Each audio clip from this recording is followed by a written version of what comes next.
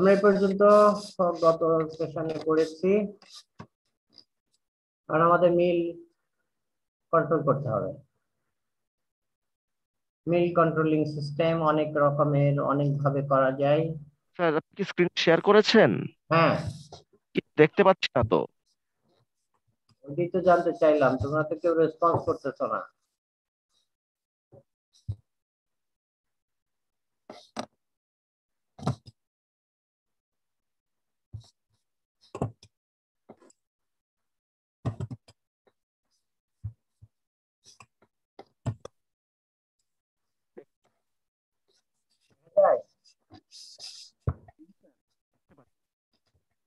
জি sir, দেখা যাচ্ছে।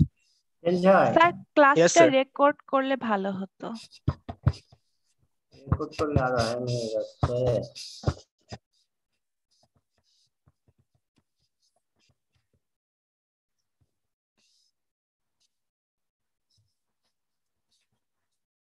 ইন্টারনেটের যে অবস্থা, তাতে কিছুই করা যাচ্ছে না।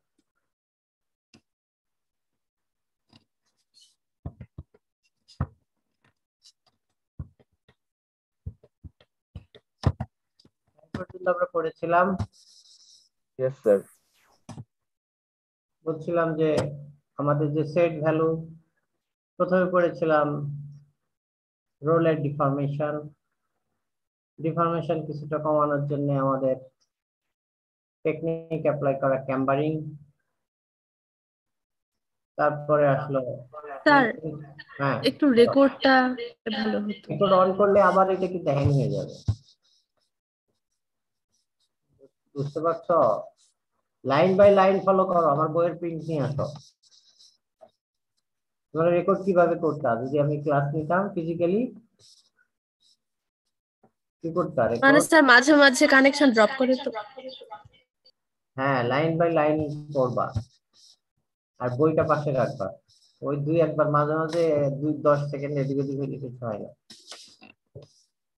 আগামী ক্লাসে করবো আবার, প্রথমে স্মরণ করিয়ে দিও, ওইটা অন করে তারপরে এটা শেয়ার করবো। আবার এটা শেয়ার করতে গেলে পজ হয়ে যাচ্ছে, আউট হয়ে যাচ্ছে শুধু।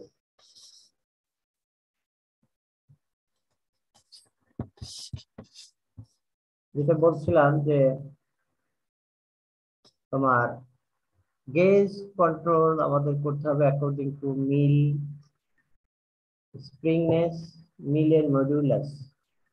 মিল মডুলাসের উপর ভিত্তি করে আমার গেজ কন্ট্রোল করতে হবে, থিকনেস এর উপরে বেসিস করে গেজ কন্ট্রোল করতে হবে, chemical composition and strength of the material এর উপরে বেসিস করে আমার এটা কন্ট্রোল করতে হবে। বাট ভেরি ভেরি ডিফিকাল্ট, যেটা আগেও বলেছি আবার বলতেছি, বাট তারপরও করতে হবে। করার জন্য বিভিন্ন রকমের উপায় বের করা হয়েছে, ম্যানুয়ালি করা যায়, অটোমেটিক্যালি করা যায়। এখন নতুন এক রকমের রোলার এসেছে, যে রোলারের outer outer surface outer surface একটা ঠিক প্লেট বসানো থাকে। ইনসাইডে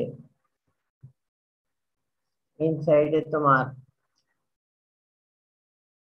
ক্রস লিঙ্ক দেওয়া থাকে। এই ক্রস লিঙ্কের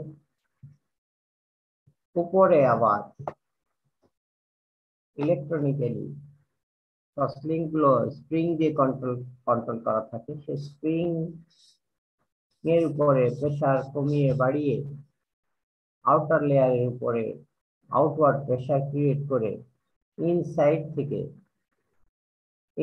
থেকে এটা চেম্বার কন্ট্রোল করা সম্ভব। সেটাকে বলা হয় অটোমেটিক গেজ কন্ট্রোল। এই গেজ কন্ট্রোল রোলিং মিলের কন্ট্রোলেই বিশাল বড় চ্যাপ্টার আছে। কিভাবে কত রকমে এই কন্ট্রোলটা আমরা করতে পারি, যার বেশি পড়ার ইচ্ছা, জানার ইচ্ছা, সে এগুলো ইন্টারনেট থেকে বিভিন্ন রিপোর্ট আছে, বিভিন্ন রোলিং মিলের রিপোর্ট আছে, কেস স্টাডি আছে, সেগুলো তারা ডাউনলোড করে ইচ্ছা করলে করে নিতে পারবে। আমি শুধু বলে যাচ্ছি যে গেজ কন্ট্রোল করা প্রয়োজন, আদারওয়াইজ প্রোডাক্টের কোয়ালিটি তুমি ধরে রাখতে পারবে না। ভালো প্রাইসে প্রোডাক্ট বিক্রি করতে পারবে না। তার জন্য আমার গেজ কন্ট্রোল করতে হবে, আর গেজ কন্ট্রোলের জন্য mill modulus important, speediness of the mill important, rolling মিলের রোল মেটেরিয়াল ইম্পর্টেন্ট। অনেকগুলো প্যারামিটার আছে, ডিটেইল এটা করতে গেলে আমাদের আরো 60-70 পৃষ্ঠার আরেকটা চ্যাপ্টার সাথে যোগ হয়ে যেত, এই জন্য আমি ওটাকে অ্যাভয়েড করে গেছি। এবারে আসো রোল টকিং। রোল টকিং কি জিনিস? এটা হচ্ছে প্রতিনিয়ত দুইটা রোলার যখন ঘুরে, এই যে রোলার দুটা ঘুরছে, রোলার যখন ঘুরে প্রতি মুহূর্তে, তোমরা ইঞ্জিনিয়ারিং মেকানিক্সে পড়েছো সেন্ট্রয়েড বলে একটা কথা আছে, মনে পড়ে? Yes sir. সেন্ট্রয়েড বলে যেমন একটা কথা আছে, সেন্ট্রয়েড হচ্ছে যে কোনো একটা অবজেক্টের টোটাল যে মাস একটা সিঙ্গেল পয়েন্টে পাস করে, সেটা হচ্ছে যে পয়েন্টে পাস করে সেটা হচ্ছে সেন্ট্রয়েড। আর এখানে হচ্ছে আরেকটা জিনিস,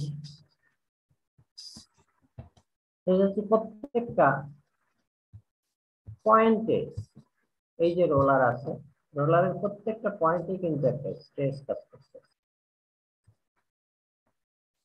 প্রত্যেকটা পয়েন্টে স্ট্রেস কাজ করে। সেই যত তুমি ক্লোজ স্পেসে স্ট্রিপ নিয়ে অ্যানালাইসিস করবা, তত পয়েন্ট এটা হয়ে যাবে, মেবি মিলিয়নস অফ পয়েন্ট। সেই মিলিয়নস অফ পয়েন্টের এক পয়েন্ট থেকে আরেকটা পয়েন্টে কিন্তু স্ট্রেসের ভেরিয়েশন আছে,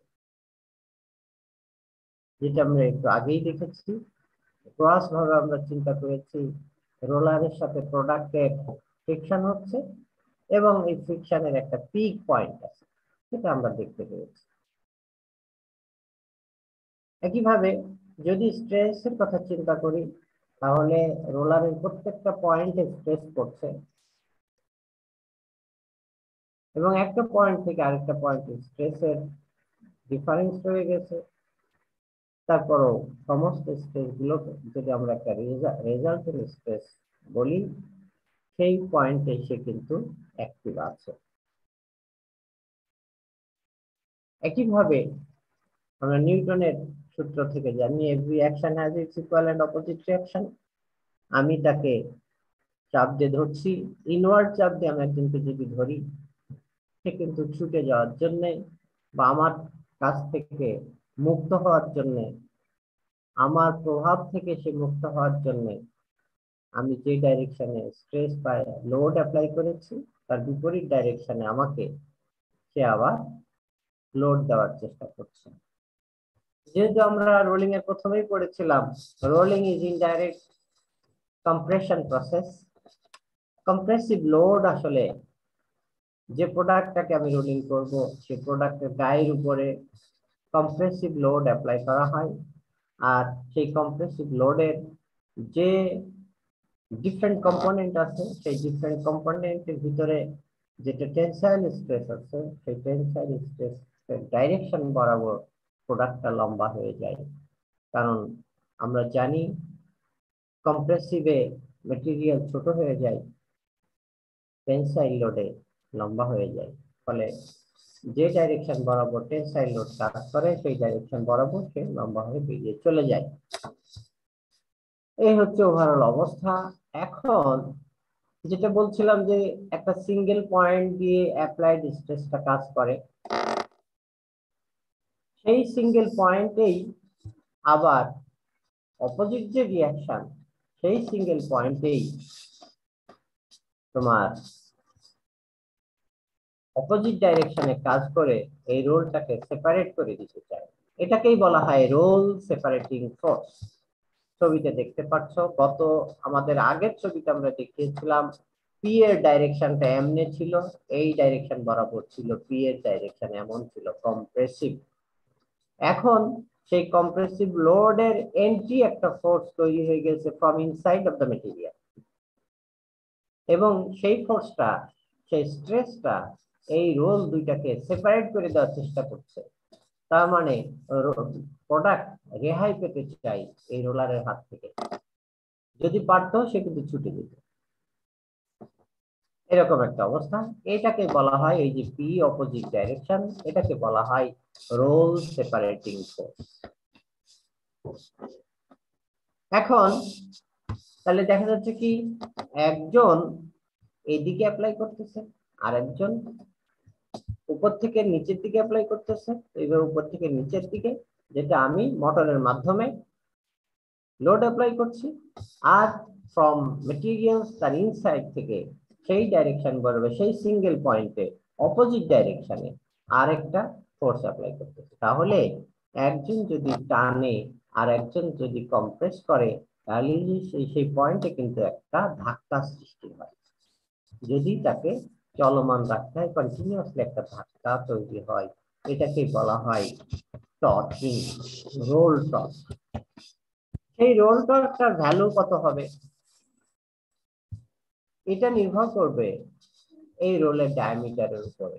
কারণ রোলের ডায়ামিটার আবার বলে দিবে যে আমার যে জায়গায় সেই সেন্ট্রয়েড কোথায় হবে, অ্যাপ্লাইড যে কম্প্রেসিভ স্ট্রেসের রেজাল্টেন্ট স্ট্রেসের বা লোডের লোকেশন কোথায়, এবং সেই জায়গার অপোজিট ডাইরেকশনে যেহেতু রিঅ্যাকশন ফোর্স রোল সেপারেট করে দেওয়ার জন্য অ্যাপ্লাইড হবে, তাহলে ওই পয়েন্টেই কিন্তু আসলে টর্কটা পড়ে। তাহলে সেই পয়েন্টের ডিস্টেন্সটা আবার নির্ভর করবে রোলের ডায়ামিটারের উপরে, কারণ এটা আবার নির্ভর করবে আর্ক অফ কন্টাক্টের উপরে। রোল রেডিয়াস যত বড়, আর্ক অফ কন্টাক্ট তত বড়, ফলে সেখানে টর্কিংও তত বেশি হবে। এটা পরিষ্কার। এখন রোল টর্ক আমরা কিভাবে বের করবো? রোল টর্ক বের করার জন্য আমাদের কিছু তোমার এম্পিরিক্যাল রিলেশনশিপ নিয়ে কাজ করতে হবে। এখানে lambda equal to A divided by R prime delta H, এইটাই কিন্তু আমাদের আর্ক অফ কন্টাক্ট। এই যে ডিস্টেন্সটা, এই ডিস্টেন্সটা হচ্ছে arc of contact. Arc of কন্টাক্টের ভ্যালু হচ্ছে এই আর প্রাইম ডেল্টা এইচ, এইটা, এটা হচ্ছে total arc.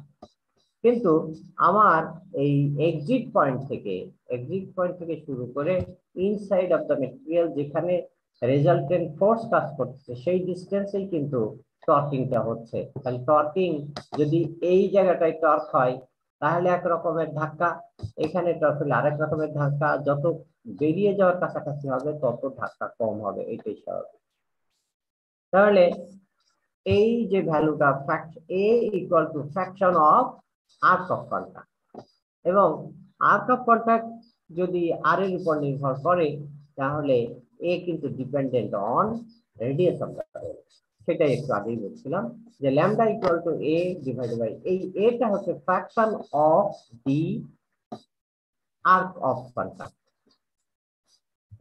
Fraction of the arc of contact হচ্ছে এই এ এর ভ্যালু, আর নিচে হচ্ছে টোটাল আর্ক অফ কন্টাক্ট। এখানে যে ল্যামডাটা কি জিনিস? ল্যামডা একটা কনস্ট্যান্ট।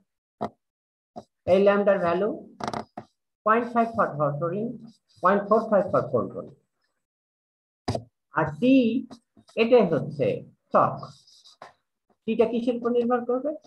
টি নির্ভর করবে এই ডিসটেন্স প্লাস যে ফোর্স দিয়ে সে সেপারেট হইতে চাই, রোল সেপারেটিং ফোর্স, সেই ফোর্সের উপর নির্ভর করবে। এই দুইটার উপর নির্ভর করবে যে আসলে কি ধরনের টর্ক পড়ে। যেমন F equal to M A, আমরা জানি মাস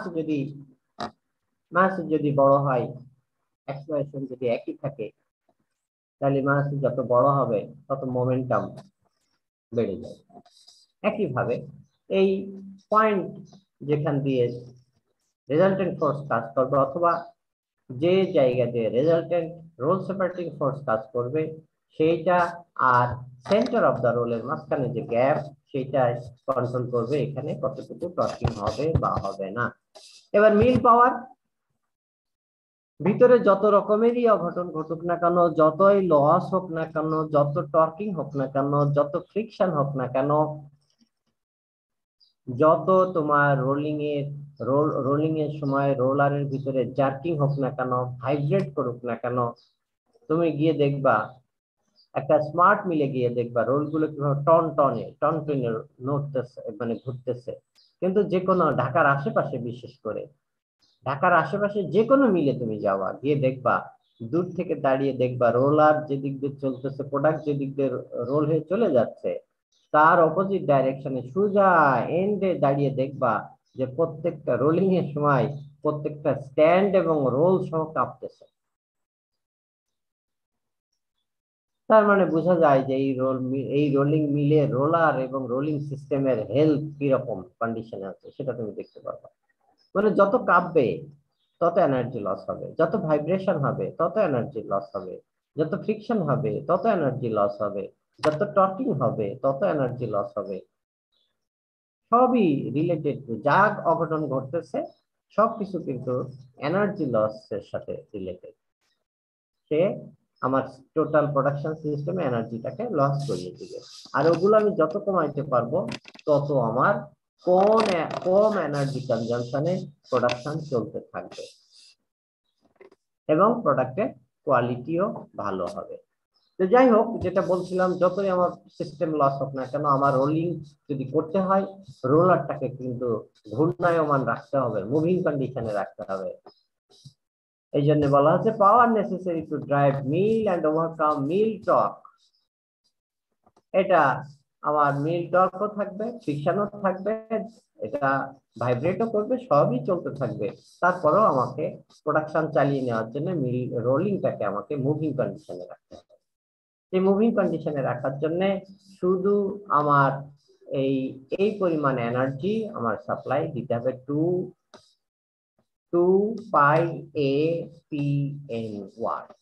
এই পরিমাণ এনার্জি আমাকে সাপ্লাই দিতে হবে প্রোডাকশনকে কন্টিনিউ রাখার জন্য। এটা গেল মিল পাওয়ার ক্যালকুলেশনের ব্যাপার। এবার আমরা দেখি একটা problem. A strip 185 millimeter wide, 2.5 millimeter thick is reduced 30% in a cold rolling mill with 650 millimeter diameter rolls. Given that the coefficient of friction of the rolls is 0.15 and the mean yield stress of the steel for the reduction is 675 Newton per millimeter square.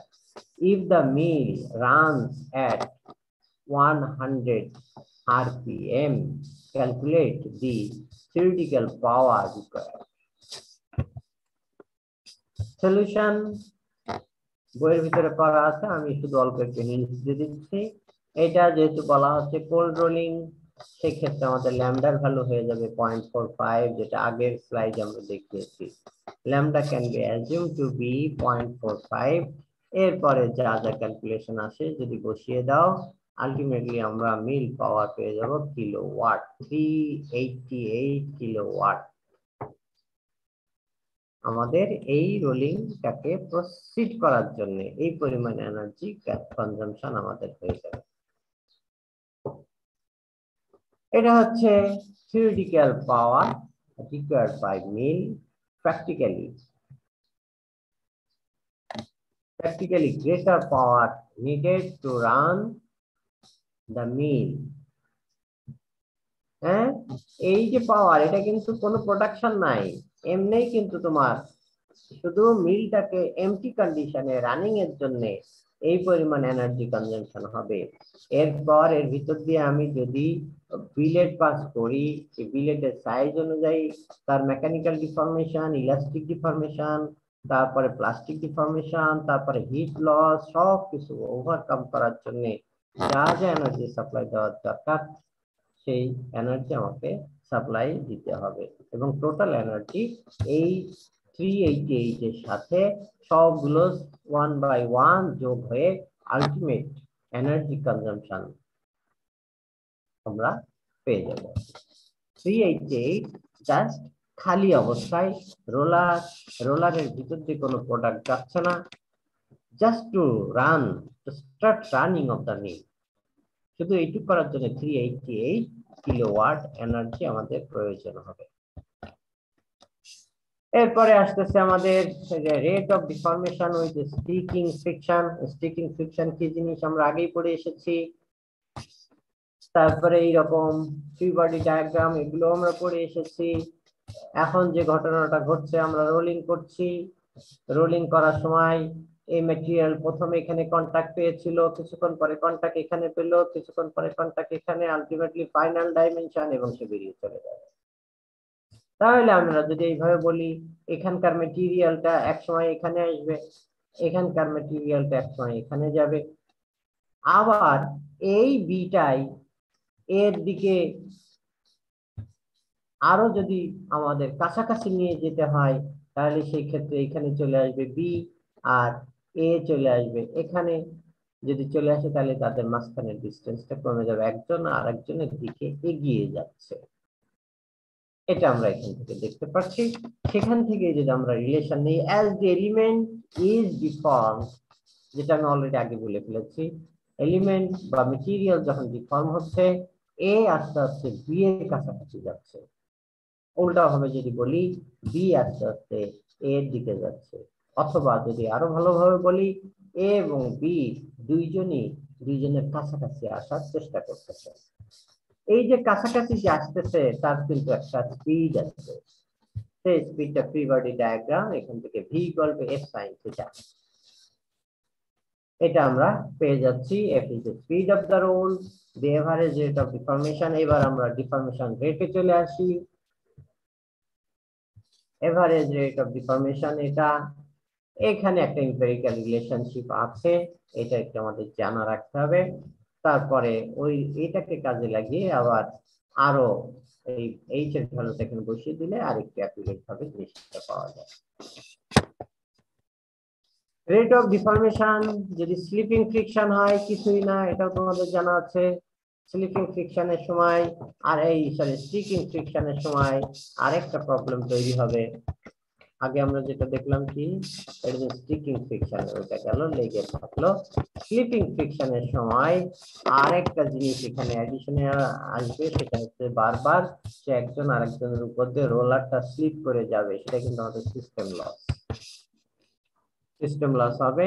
এই জন্য এর সাথে একটু calculation আলাদা করা হয়েছে, আরেকটা component নিয়ে এসে এটা তোমরা দেখবা। আলটিমেটলি কাছাকাছি জিনিস, কিছু কিছু এম্পিরিক্যাল রিলেশনশিপ দিয়ে এখানে ই করেছে। এইটুকু শুধুমাত্র আসছে হচ্ছে তোমার ট্রিগোনোমেট্রি ফর্মুলা থেকে, বাকিটা হচ্ছে যেটা আসছে সেটা এম্পিরিক্যাল রিলেশনশিপের ভিতরে। এবার আমরা রোলিং করছি, রোলিং এর কি কি ডিফেক্টস তৈরি হতে পারে সেটা দেখতেছি, দেখার চেষ্টা করছি। রোলিং এর প্রথমেই শীট রোলিং এর জন্য যে প্রবলেমটা তৈরি হয় সেটা হচ্ছে যে দুই সাইডের তুলনায় মাঝখানের থিকনেস কমে যাওয়া অথবা বেড়ে যাওয়া। আরেকটা চ্যালেঞ্জ হচ্ছে এক সাইডের থিকনেস কম হওয়া, গ্রাজুয়ালি আস্তে আস্তে অপর সাইডের থিকনেসটা বেড়ে যাওয়া, এটাও হতে পারে। এখন কখন এই ঘটনাগুলো ঘটে এবং তার সমাধানটা কি সেটা আমরা একটু আজকে দেখার চেষ্টা করব। প্রথমে আমরা দেখি, যদি কখনো কোনো মিলের কোনো প্রোডাক্টের শীটের থিকনেস মাঝখানে মোটা হয়ে যায় আর দুই প্রান্তে চিকন হয়ে যায়, তার কারণ তোমরা নিজেই দেখতে পাচ্ছ যে আমরা ক্যাম্বারিং করেছি, বাট ক্যাম্বারিংটা সাফিসিয়েন্ট হয় নাই। যে পরিমাণ স্ট্রেস এখানে করতেছে, সেই স্ট্রেসের কারণে যতটুকু আমার রোলারের ভিতরে ইলাস্টিক ডিফর্মেশন হচ্ছে, সেই ইলাস্টিক ডিফর্মেশন টুকুকে জাস্ট কম্পেনসেট করার জন্য যতটুকু আমার এটা উপরের দিকে বাড়িয়ে বানানোর দরকার ছিল, সেই পরিমাণ বাড়িয়ে আমি বানাইতে পারি নাই, বা আমার মিস ক্যালকুলেশন ছিল। বিকজ অফ আমি চিন্তা করেছিলাম মোটা থিকনেসের রোলার প্রোডাক্ট আমি রোলিং করব, কিন্তু মার্কেট চেঞ্জ হওয়ার কারণে আমি এখন পাতলা শীট তৈরি করতে বাধ্য হচ্ছি। কিন্তু আমার এই যে রোলার কিন্তু ক্যাম্বারিং আমি ওইভাবে করি নাই, বা ওইভাবে চিন্তা করে আমার ওই রোলারের অর্ডার আমি দেই নাই, ফলে ওই লেভেলের ক্যাম্বারিং করা নাই। যদি ওই লেভেলের ক্যাম্বারিং করা না থাকে, সেক্ষেত্রে আসলেই মাঝখানের স্ট্রেস বেশি হওয়ার কারণে, because of sheet thickness reduction, যত শীটের থিকনেস কমে গেল তত আমার রোলিং লোড বেড়ে গেল।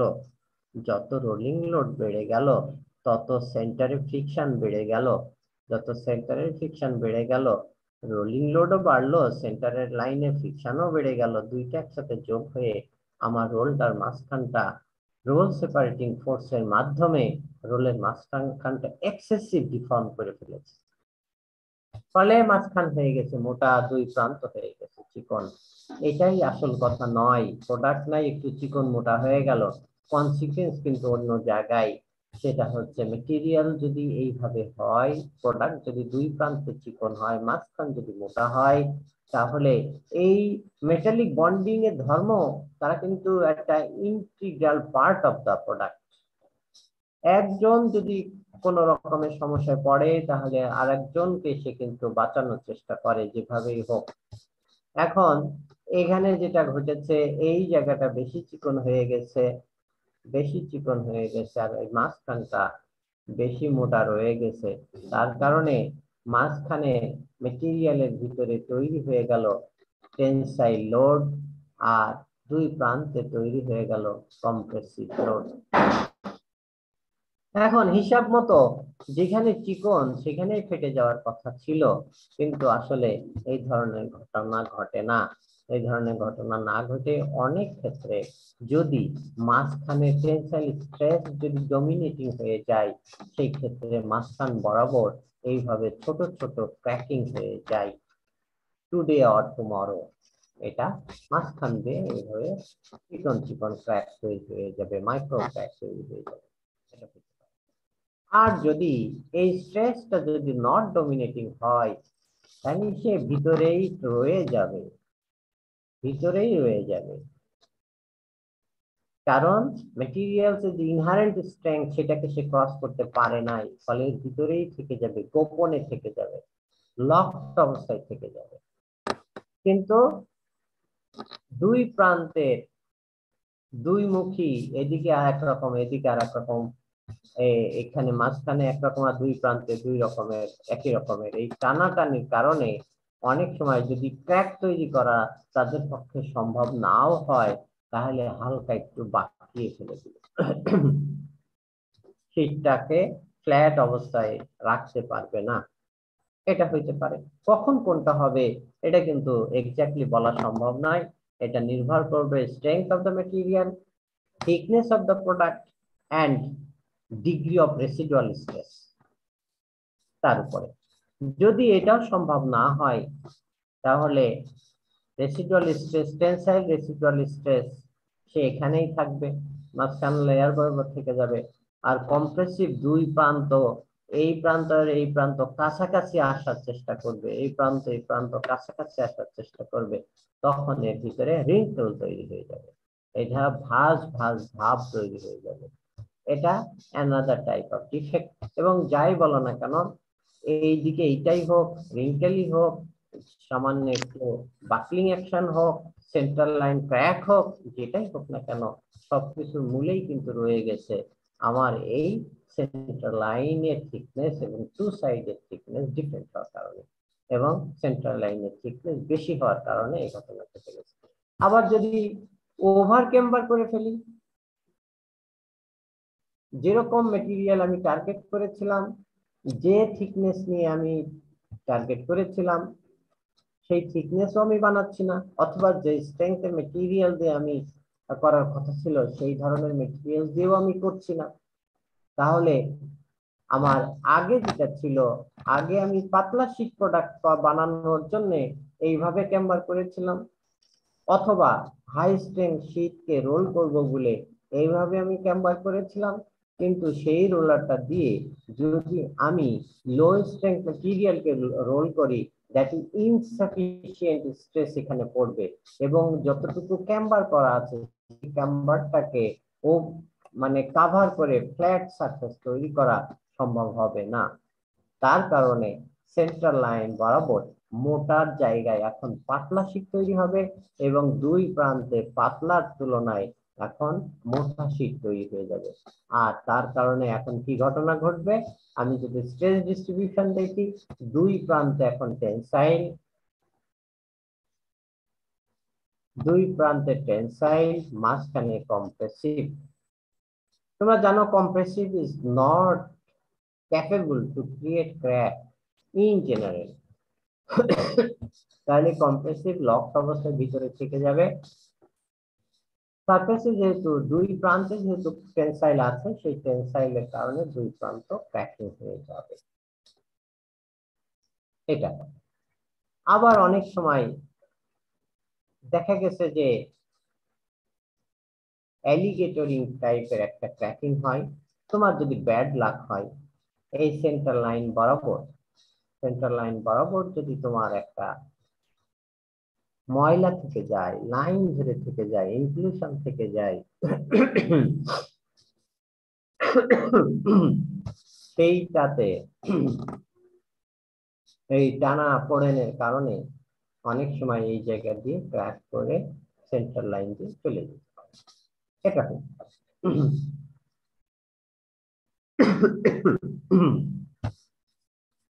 তো এই মোটামুটি আমাদের ডিফেক্ট তৈরি হলো। এরপরে আসতেছে স্যার এর আগের পেজে তো স্যার একটা ডিফেক্ট এক্সপ্লেন করলেন না, যে ডান দিকের বি নাম্বারটা মানে সারফেসের দিকে রিঙ্কল রিঙ্কল, তারপর straight line wrinkle straight line, এটা কি স্যার? না, এইটা হচ্ছে এইটা ঠিক আছে। এইটা এখানে মাঝখানে সেন্ট্রাল লাইনে ক্র্যাক এরকম নাই, কিন্তু আসতেও পারে যদি সিরিয়াস আকারে ডিফেক্ট থাকে। সিরিয়াস আকারে যদি ডিফেক্ট থাকে তাহলে হতে পারে। তুমি এইটার কথা বলতেছো? জি স্যার, আমি এটার কথা বলবো তো, এইটা বলি নাই আসলে। আচ্ছা ঠিক আছে। এইটার ঘটনা হচ্ছে যে যদি ডিফেক্ট বেশি বেশি পরিমাণ থাকে, তখন যেটা হবে, একটা সেন্ট্রাল লাইন যে নাই, বাট ডিফেক্ট অনেকগুলো জায়গায় এরকম ছড়িয়ে ছিটিয়ে আছে। তোমরা জানো এখানে যদিও আমি বলছি টেনসাইল স্ট্রেস, সেখানে আরেকটা কিন্তু লুকিয়ে আছে। কি আছে লুকিয়ে? কম্প্রেসিভ আছে, তাই না? প্রত্যেকটা কম্পোনেন্টকে ইনব্যালেন্সে রাখার জন্য যেখানে টেনসাইল সেখানে একটা লুকিয়ে থাকে কম্প্রেসিভ। আর এই জায়গায় যেহেতু কম্প্রেসিভ, সেখানেও সামহাও একটা কম্পোনেন্ট কাজ করে টেনসাইলে কাজ করে। এখন যদি কিনা তোমার এর ভিতরে বেশি বেশি ইনক্লুশন ক্লোজ স্পেসে ছড়িয়ে ছিটিয়ে থাকে, তাহলে সে তার মুখে একটু পিনিং অ্যাকশনের মাধ্যমে এরকম হালকা হালকা এগুলোর মাইক্রো ক্র্যাক, লেয়ার্ড ক্র্যাক তৈরি করতে পারে। এই টাইপের অনেক সময় তৈরি করতে পারে, কিন্তু তার বাউন্ডারি কন্ডিশন হচ্ছে এর ভিতরে ময়লা টয়লা বেশি থাকতে হবে। কিন্তু এখানে ময়লা না থাকলেও যদি ইনহারেন্ট তার মেটেরিয়ালস এর স্ট্রেংথ যদি ক্রস করে যায় টেনসাইল স্ট্রেসটা, তাহলে সে নিজে থেকেই ক্র্যাকিং হয়ে যেতে পারে, because tensile stress is the principal stress. বুঝতে পেরেছ? Yes sir. এরপরে আসো ফিন্স এন্ড ল্যাপস। অনেক জায়গায় দেখবা রাস্তাঘাটে, তোমরা মেটালার্জি মানুষ, রাস্তায় যেখানে প্রোডাক্ট পাবা সেখানেই তাকিয়ে দেখবা, অনেক জ্ঞান বাড়বে। দেখবা কিছু কিছু রডের গায়ে ভার্টিক্যাল রিব থাকে, হেলিক্যাল রিব থাকে, ক্রস টাইপের রিব থাকে, এক্স টাইপের রিব থাকে, তারপরে হচ্ছে 90 ডিগ্রি অ্যাঙ্গেলে রিব থাকে, অনেক রকমের রিব থাকতে পারে। তো সেই রিবের ভিতরে এক ধরনের রিবকে বলা হয় ভার্টিক্যাল রিব, আরেকটাকে বলা হয় হরিজন্টাল রিব। একটা হচ্ছে লঙ্গিটিউডিনাল রিব, আরেকটাকে বলা হয় ট্রান্সভার্সলি রিপ, এই লঙ্গিটিউডিনাল যে রিপ সেটাকে অনেক সময় আমরা ভার্টিক্যাল রিপ বলে থাকি। যদি কিনা তোমার রোলারের সাথে আপার রোলার বটম রোলারের মাঝখানের আপার রোলার বটম রোলারের মাঝখানে যদি ঠিক মতো গ্যাপ মেনটেন করতে না পারো, তাহলে রোলিং এর সময় আমরা ফোর্জিং করেছিলাম, ফোর্জিং এর সময় গাটার ব্যবহার করেছিলাম, মনে আছে তোমাদের? ফ্ল্যাশটাকে সেই ফ্ল্যাশের মতো অল্প মেটেরিয়াল এই রোলারের প্রেসারের কারণে দুই রোলারের মাঝখানে যদি কম্প্যাটাবিলিটি মানে বেটার না হয়, যদি হালকা একটু গ্যাপ থেকে যায়, আন্ডার প্রেসারে সেই গ্যাপটা আরো বাড়বে না কমবে?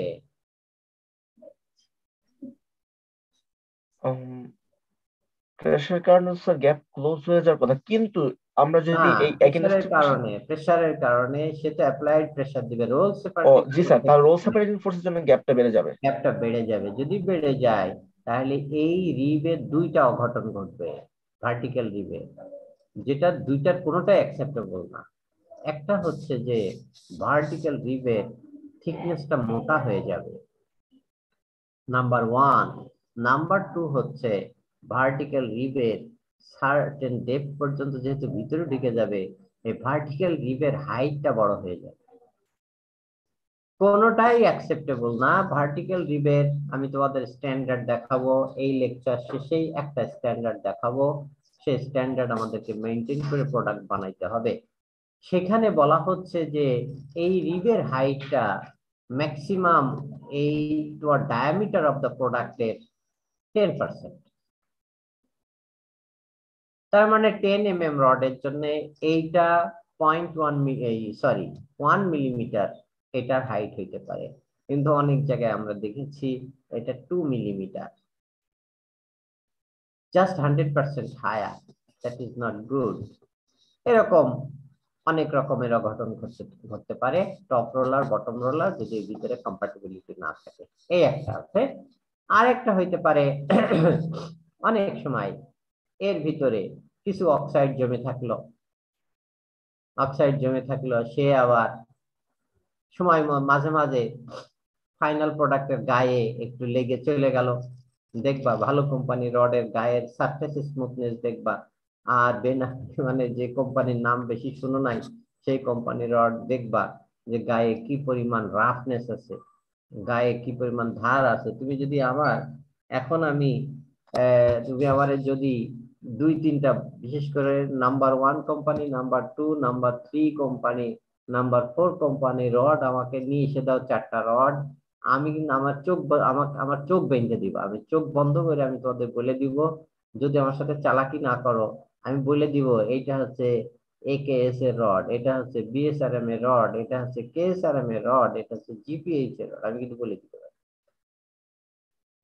তো তুমি যদি রড শিল্পে কন্ট্রিবিউট করতে চাও তাহলে তোমাকেও এরকম হতে হবে,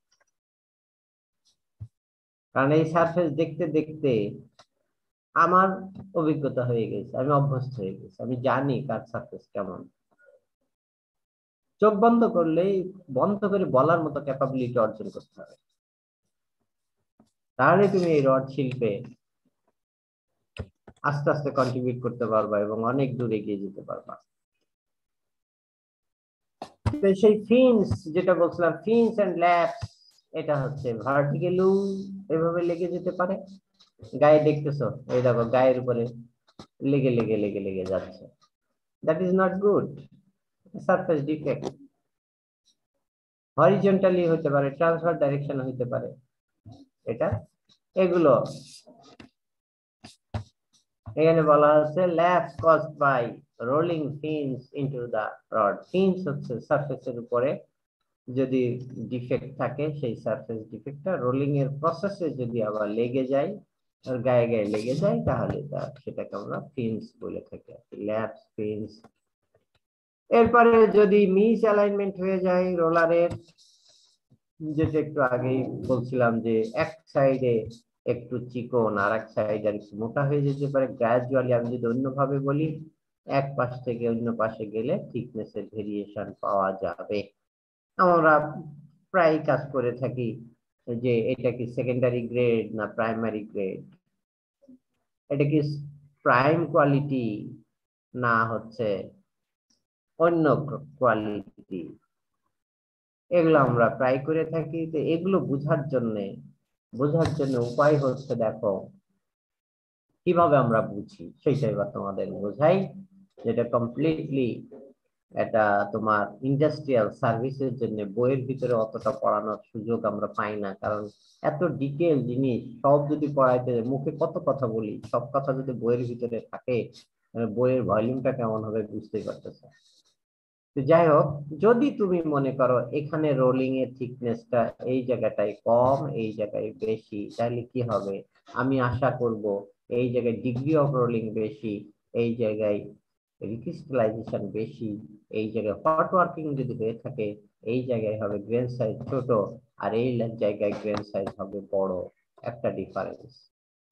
সেটাকে যদি আমি কনফার্ম করতে চাই, আমি এখানে মাইক্রো হার্ডনেস নিব, মাইক্রো হার্ডনেস প্রোফাইল নিব, এই হার্ডনেস প্রোফাইল যদি এই প্রান্ত থেকে ওই প্রান্ত যাওয়ার পথে হার্ডনেস যদি ভ্যারি করে, তাহলে আমাকে সে আবার 2 নম্বর প্যারামিটারে সাক্ষী দিল যে এই আসলে প্রাইম কোয়ালিটি না।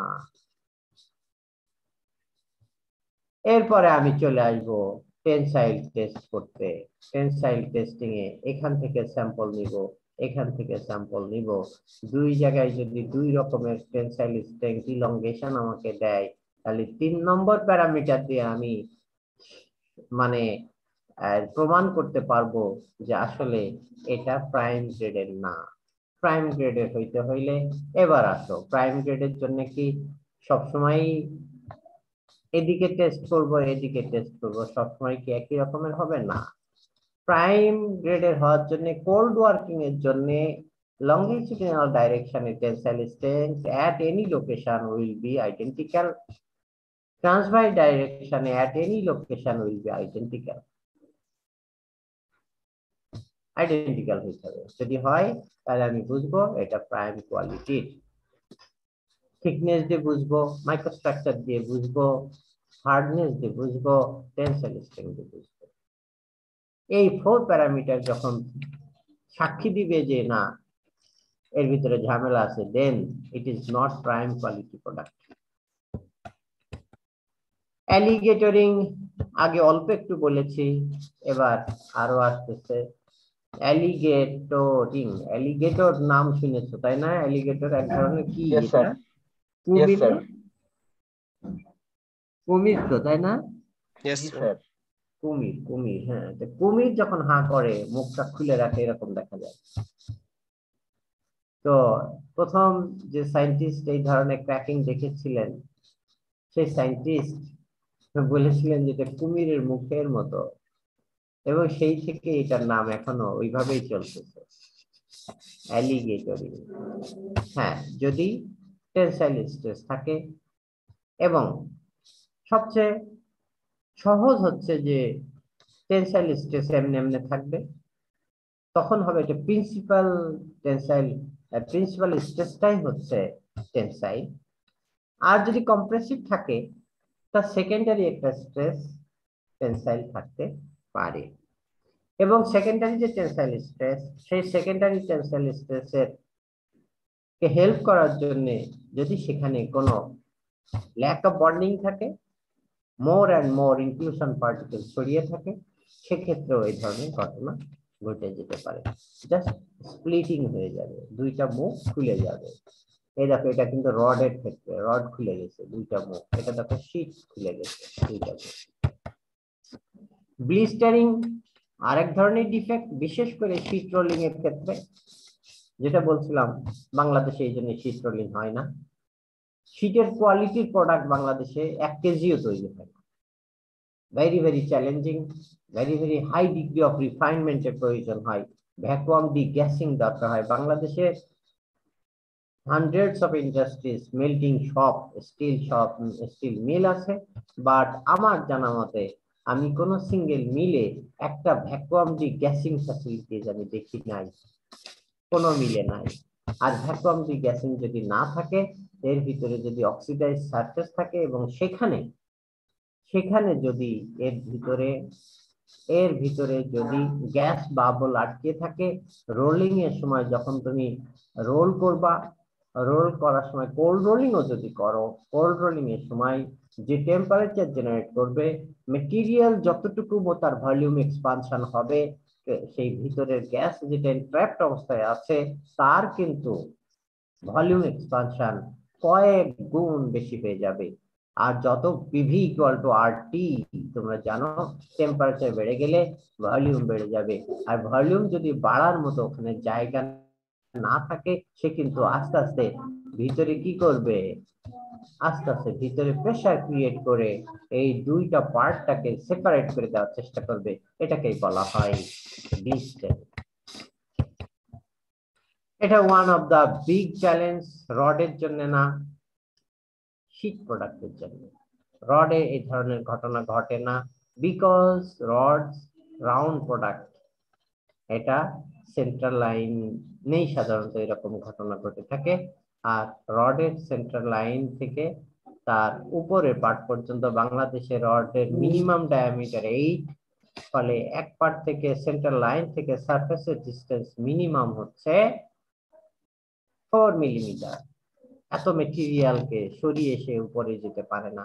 কিন্তু যদি 1 মিলিমিটারের শীট হয়, 0.5 মিলিমিটারের শীট হয়, তাহলে 0.5 মিলিমিটারের সেন্ট্রাল লাইনের একটা গ্যাপের এক পোর্শনে 0.25 মেটেরিয়াল আছে থিকনেসের, নিচের পোর্শনে আছে 0.25 মিলিমিটারের থিকনেসের মেটেরিয়াল, এবং তার উপরে স্ট্রেস ক্রিয়েট করা সামান্য যে প্রেসার, সেই যে ওর ভিতরে প্রেসার, সেটা একটা ক্রিটিক্যাল লেভেলের স্ট্রেস ক্রস করে যাওয়াটা ওর জন্য সহজ হয়। এই জন্য বেশিরভাগ ক্ষেত্রেই ব্লিস্টারিং সাধারণত শীট প্রোডাক্টের ভিতরে দেখা যায়। এবার আসো ইনক্লুশন। ইনক্লুশনের শেষ নাই, নানান রঙের, নানান ঢঙের, হ্যাঁ, নানান চেহারার, নানান জিওমেট্রি, নানান শেপের, নানান ডিস্ট্রিবিউশনের ইনক্লুশন থাকতে পারে। এক একটার এক এক রকমের নাম আছে। এটা হচ্ছে ফিশ আই ইনক্লুশন, ডিম্পল টাইপের ইনক্লুশন, ভয়েড টাইপের ইনক্লুশন, স্ক্র্যাচেস টাইপের ইনক্লুশন। এটাও আরেক ধরনের স্ক্র্যাচ টাইপের ইনক্লুশন। মনে হচ্ছে যেন ইনক্লুশন একটা দাগ ফেলে দিয়েছে, এটা ছোটখাটো আঁচড় ফেলে দিয়েছে।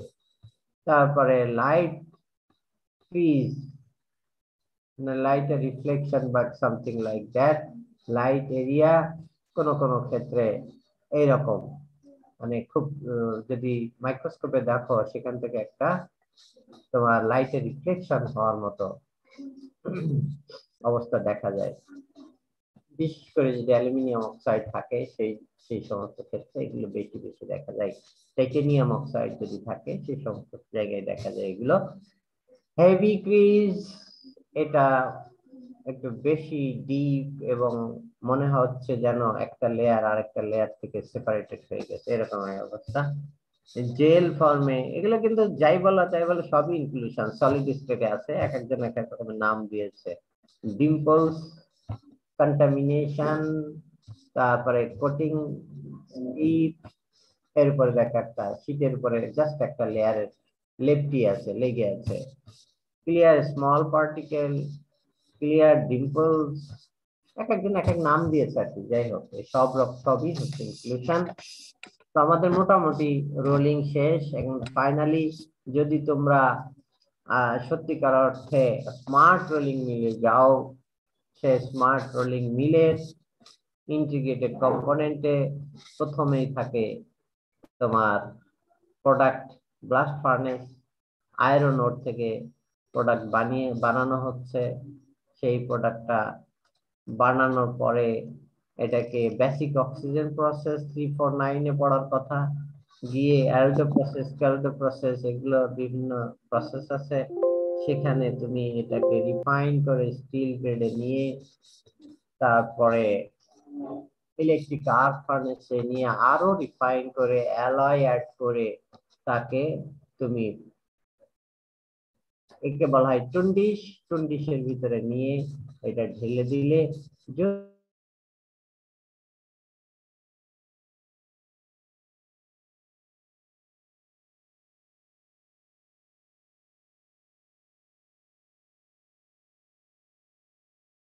ফর্মে করবা।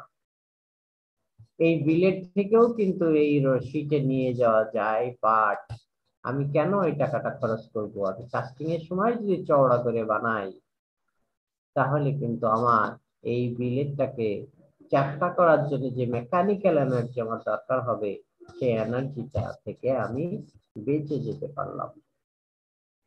ফলে আমার, কারণ কম্পিটিটিভ মার্কেট, তুমি এক টন প্রোডাক্ট রোলিং এ যদি 2,000 টাকা সেভ করতে পারো, প্রোডাকশন কস্টিং সেভ করতে পারো, এবং তুমি যদি এখান থেকে পার টনে জাস্ট 1,000 টাকা প্রফিট করো, এটাই কিন্তু বিগ মানি। যেমন আবুল খায়ের বিএসআরএম এর কথা চিন্তা করো, তারা 1 লক্ষ টন করে প্রত্যেক মাসে প্রোডাক্ট সেল করে।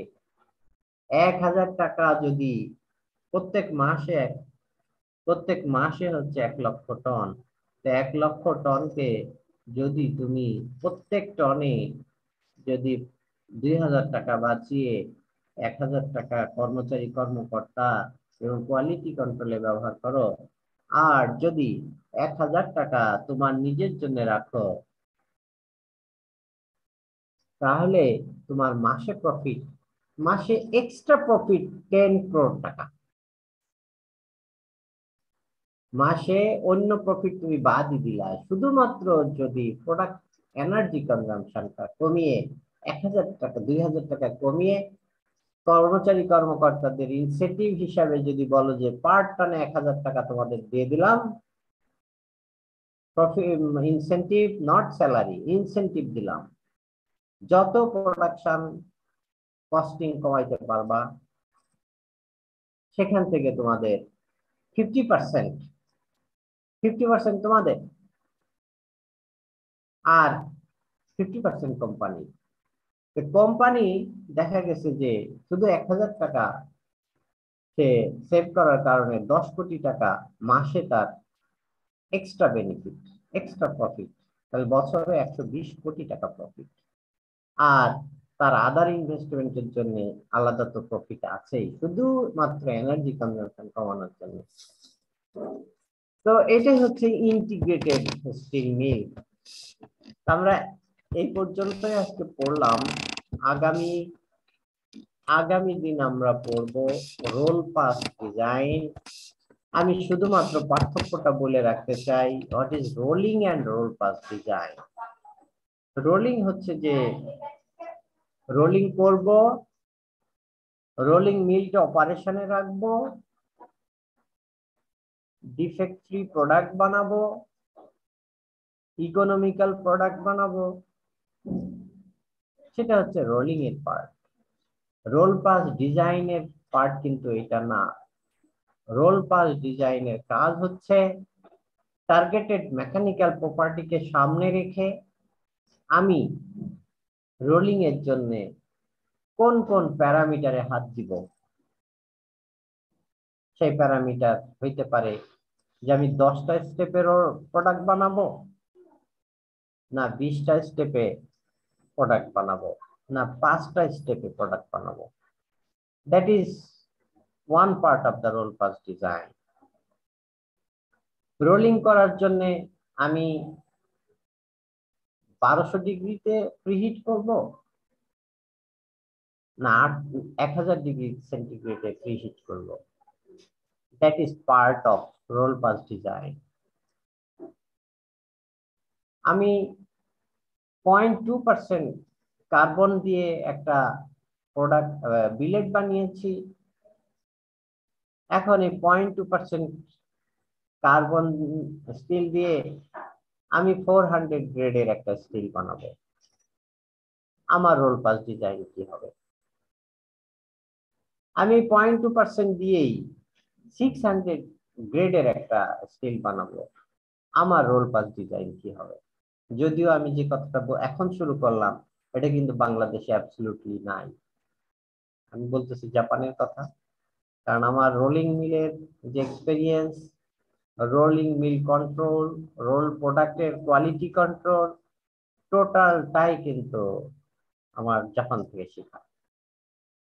বাংলাদেশের সাথে, এটা শিক্ষার সাথে কোনো সংশ্লিষ্টতা নাই। আমি জন্য বলতেছি, এখন যে কথাটা বলতেছি, তারা একটা সিঙ্গেল কেমিক্যাল কম্পোজিশন থেকে ডজনস অফ ডিফারেন্ট প্রোডাক্ট বানায়। আর বাংলাদেশের রোলিং মিলে প্রত্যেকটা গ্রেডের জন্য ডিফারেন্ট কেমিক্যাল কম্পোজিশন ব্যবহার করে। পার্থক্য এখানে দেখো, লাইফ কত সহজ হয়ে গেছে তাদের। এমন টেকনোলজি ব্যবহার করে, সিঙ্গেল একটা কেমিক্যাল কম্পোজিশন থেকে 10 গ্রেডের রড বানায়। যদি সুযোগ হয় কিভাবে বানাই, আমার একটা পাওয়ার পয়েন্ট প্রেজেন্টেশন আছে, যদি সুযোগ হয় তাহলে দেখাবো। এটা not part of the class, এটা জাস্ট তোমাদের দেখানোর জন্য যে সিঙ্গেল একটা কেমিক্যাল কম্পোজিশন থেকে আমি কিভাবে 10 রকমের গ্রেডের রড বানাইতে পারি। That is part of roll pass design. তো এইগুলো আমরা রোল পাস ডিজাইনে পড়বো।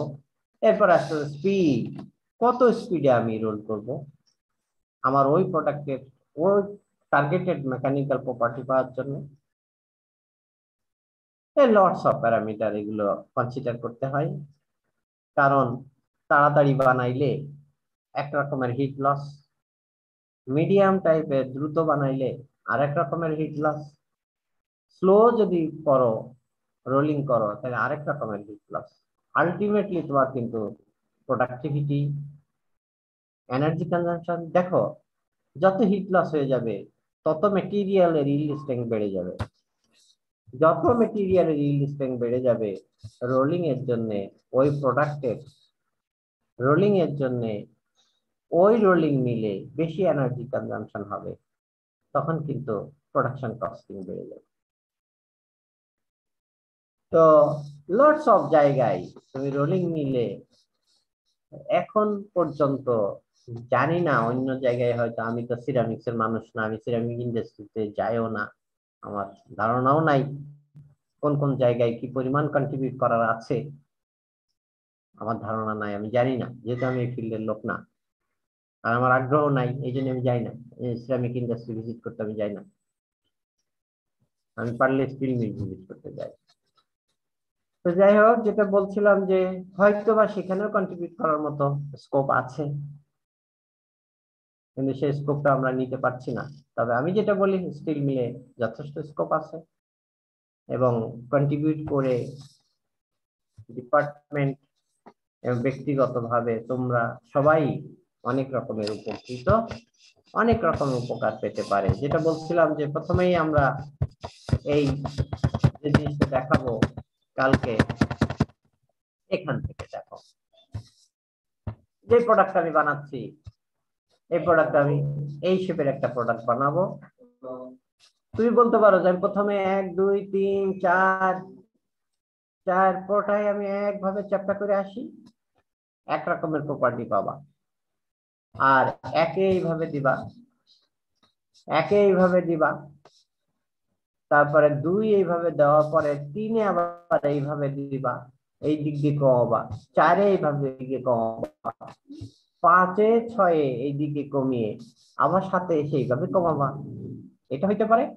আরেকটা হইতে পারে এদিকে কমিয়ে কমিয়ে কমিয়ে কমিয়ে সেই পর্যন্ত চলে আসলা, আসার পরে এই দিক দিয়ে কমাইতে থাকলা এই পর্যন্ত, এটা হইতে পারে। বাট দুইটার প্রপার্টি এক হবে না, দুইটা প্রপার্টি হয়ে যাবে ভিন্ন। আর এই ভিন্নতা আছে বলেই রোল পাস ডিজাইনটা এত ইম্পর্টেন্ট। রোল পাস ডিজাইনের ভিতর দিয়ে তুমি মানে আনবিলিভেবল চেঞ্জ ম্যাটেরিয়ালের কোয়ালিটিতে নিয়ে এসে দিতে পারো, প্রোডাক্টিভিটিতে নিয়ে এসে দিতে পারো, এবং এনার্জি কনজাম্পশনে নিয়ে এসে দিতে পারো। এই জিনিসগুলো আমরা অল্প বেশি আমাদের পড়ার সুযোগ নাই, আরো পড়ানো যেত, কিন্তু যেহেতু অনেক জিনিস আমাদের সিলেবাসের ভিতরে কভার করা হয়, এই জন্য আমরা সবকিছু পড়াইতে পারবো না, যতটুকু সম্ভব ততটুকু পড়াবো আর কি। এরপরে আমরা দেখি আগামী ক্লাসে তোমার এখান থেকে শুরু করব। এখন তোমরা বলো কারো কোনো প্রশ্ন আছে কিনা, যদি না থাকে তাহলে এখানে আমাদের শেষ। এনিবডি?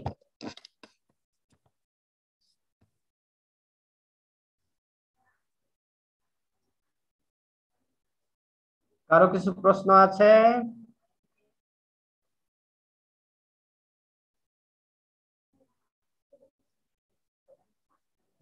নাই, nobody. ওকে, তাহলে আমরা এখানেই ক্লোজ করলাম। সব শেয়ারিং আগামী ক্লাসে আবার কথা হবে। তার আগে বলে দেই, শনিবার 5টার ভিতরে তোমাদের প্রেজেন্টেশন সিডির মাধ্যমে আমার বক্সে আমি পেতে চাই।